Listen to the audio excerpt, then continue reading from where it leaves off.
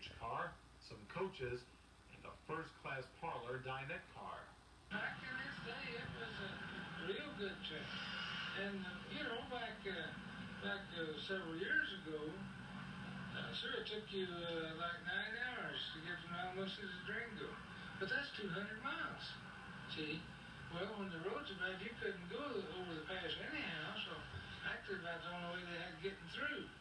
Then they carried a lot of all the mail, and then we had little stops at different stations, what we call an LCL car. There might be a side of beef hanging in the shed for them, or boxes of groceries and stuff like that, these little towns along the way. And we peddled that on the way for years, up until not too long before they pulled it off. Oh, it was a delightful little train. Gosh sakes. That smaller cars that they used, each of them with a galley. They served great food, and the porters on them were excellent chefs. It was quite a joy going off across the country to stop these little settlements and sidings along the way. Native youngsters would come out, and they were always good for an ice cream cone. Newspapers were delivered that way. It was a fun operation. The important thing to the train was that in the winter it kept the line open. Those daily trains, 7 days a week, going back and forth with the equivalent of a standard gauge engine and 4 relatively light wooden cars, could plow through snowpack cuts and drifts of that fluffy snow the skiers like, and keep the line open. Well, the first thing the railroad did to kill off the line was to get rid of that passenger train so that freight trains would have difficulty getting across there. And then the cost of opening the line, running special snow plowing flanger trains, skyrocketed and made the losses pyramid. On January 31st, 1951, the San Juan Express made its final trip between Alamosa and Durango. For the first time since the line was built, there was no scheduled passenger service on the line. Coming up just ahead of us now is the first of 2 tunnels. This one is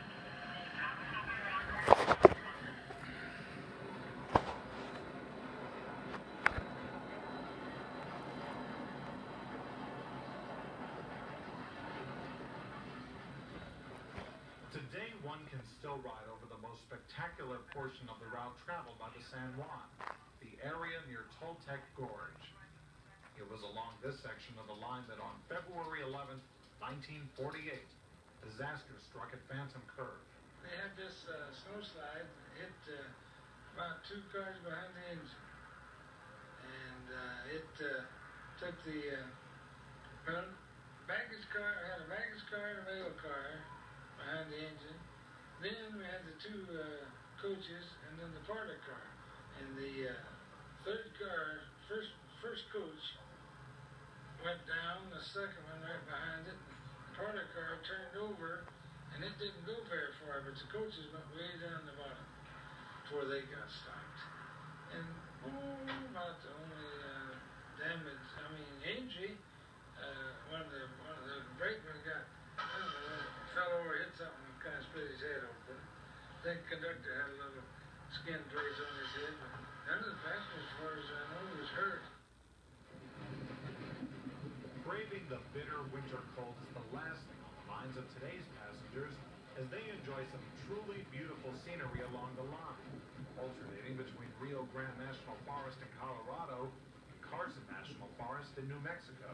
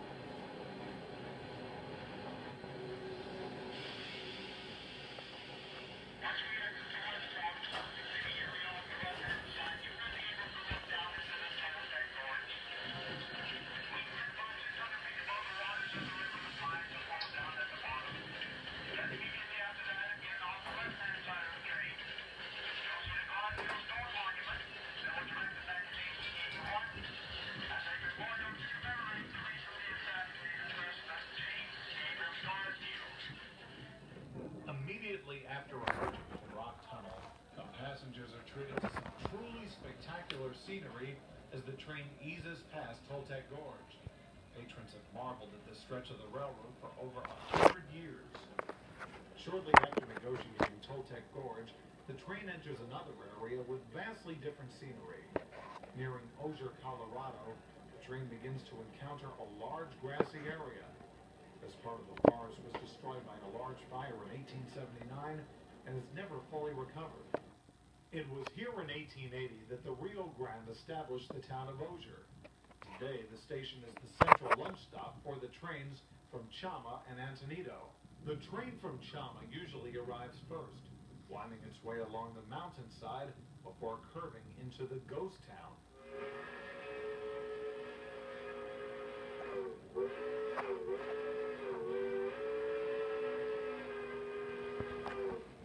After the eastbound train from Chama stops, the westbound train from Antonito comes into view.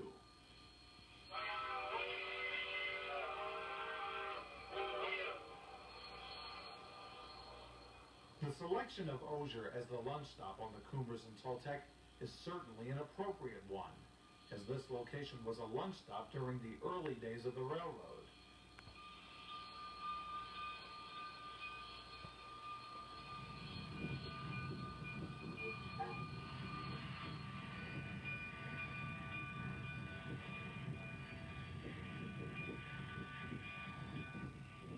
Here, the railroad built the usual cluster of buildings and facilities one would expect for such a station.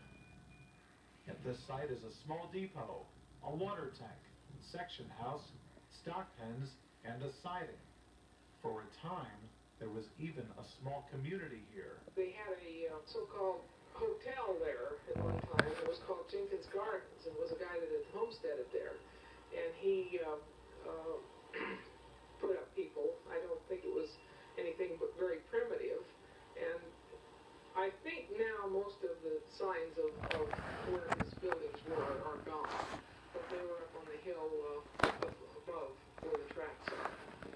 And they used to say that they could swing the election in Conejos County by how many people got off the train at Osier and voted and got back on the train, and maybe did this 2 or 3 times, but they could control the voting this way. The history to be found along the railroad is very fascinating. However, but for a fluke of events, this entire stretch of line might not have been preserved. After the San Juan was pulled off in 1951, the railroad was in decline. With improved highways in the area, freight traffic began to die. When I was first went to work for them, of course, was during the Depression. There wasn't much business, maybe a train a day each way. And then oil was discovered in Farmington, and eventually we went beyond the oil-bearing sands and they got into gas. The pipe boom, of course, was for the oil and related products in the Farmington area.